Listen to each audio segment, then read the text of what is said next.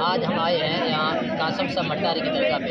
ये जो ग्राउंड आप देख रहे हो, ये सब लोग आए हैं ग्राम पंचायत मिट्टी का तला से। तो मिट्टी का तला के ये लोग जो आए हैं आज कासम सा दरगाह पे, जो जैसे अपनी भाषा में कख बोलते हैं, घास है जो दरगाह शरीफ में जो चार जगह रहता है, जो घास होती है उसकी सफाई करने के लिए। तो ये आज कोई मिट्टी का तला पहली बार नहीं आया है। हर साल की भांति इस साल में, हर साल मतलब जहाँ तक मुझे याद नहीं है, कहीं हमारे जो पुरख जो लोग कहते हैं पुरानी सदियों से ये जो दरगाह की चार जगह की जो सफाई है, ये सफाई का कार्य है हमेशा मिट्टी का तला करता रहा। मिट्टी का तला भी 36 कौम, न कि अकेली कौम नहीं, 36 कौम है, 36 बरादरी लोग हैं। और बिगर दावत के किसी को कहना नहीं पड़ता है। एक दिन काम में ऐलान कर देते हैं कि कल अपने को फला तारीख को, उस तारीख को अपने को कासम सा दरगाह पे जाना है। वो तारीख फिक्स हो जाती है।